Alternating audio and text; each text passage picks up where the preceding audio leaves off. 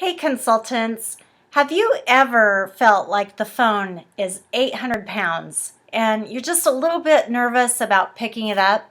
Well, I want to share with you some concepts to help you get prepared to make those booking calls and get more business. Now, there's two types of phone calls that you want to be prepared to make. One of them is if you get a live person on the phone, you want to have a script ready to be able to make a very effective phone call and book those parties. The other type of phone call that you want to be prepared for is to leave a voicemail. Not something with too much information, but something that will possibly tantalize your prospective hostess to call you back. Now we have a handout called the Purposeful Phone Script. This is something that you can get on our website at onthegreenregion.net. This phone script is important for you to download so you can use it as a template to put your verbiage in there. So there are a few parts to this phone call. Number one is the introduction. You simply want to remind your customer where they met you or how you know them. The second part is to ask permission. What I have found is that most people will automatically say no when they're being asked a question over the phone. So what you want to do is ask permission to move forward with the conversation by making it a question that a no answer would be an affirmative. In other words, if you say, "Do you have just a couple minutes to talk?" their answer is generally no. However, if you phrase it as, "Did I catch you at a bad time?" their answer is no, which means that you can move forward. The third part of the phone call is where you're stating the purpose and the benefit. In other words, you want to remind them that you're only going to take a couple quick minutes, you're not going to take a lot of time. The other part is to state the benefit to them. So the reason I'm calling is because I know how much you love our LED candles, and guess what? You are one of the first people I thought of when I saw that Party Light has our outdoor set of LED candles on sale this month for hosting a show. Not only will you be able to get a great deal on those candles, but you'll also be benefiting Making Strides for Breast Cancer. Now, the fourth part of the phone call is simply asking for the close. So in other words, you might say, "So what do you think? Are you ready to host a party in October?"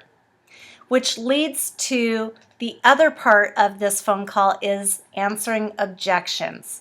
Almost always your customer, your potential host will have some sort of an objection. Now here's what we know about objections. Out of all of the different variety of reasons that somebody might have an objection to booking a party, you will hear 20% of those objections 80% of the time. So what we found is some of the most common objections are, I'm way too busy, I don't have enough time. Or, I don't have the money and my friends are out of cash too. Or, gosh, I just don't have enough room at my home. The place is a mess. I just can't do it right now. So those are some of the most common objections, and there's a technique for overcoming those objections, and let me share that with you. So there's a process called feel, felt, found. In other words, we want to empathize with the way they feel. Gosh, I understand how you feel. I have felt the same way before. I had so much going on, and the last time I hosted a party, I just didn't see how I could fit it in. But what I found was that when I actually set an appointment and a time, it was so much fun. I was able to see girlfriends that I hadn't been able to see in quite some time, and I was really, really happy I did it. It was a total distressor for me. Now, after you answered the objections, you simply want to ask for the close again by stating, "So, what do you think? Should we go ahead and book your party? What day of the week works best for you?"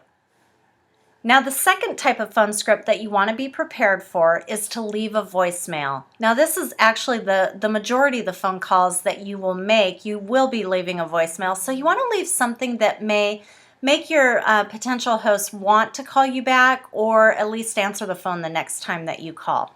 So leave a simple voicemail that just says, "Hey Sally, it's Shonda with Party Light. I had to call you as soon as I saw the deal that Party Light had going on in October.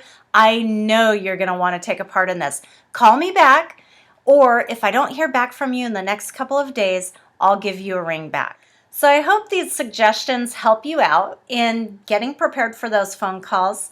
Your customers are definitely going to appreciate hearing from you.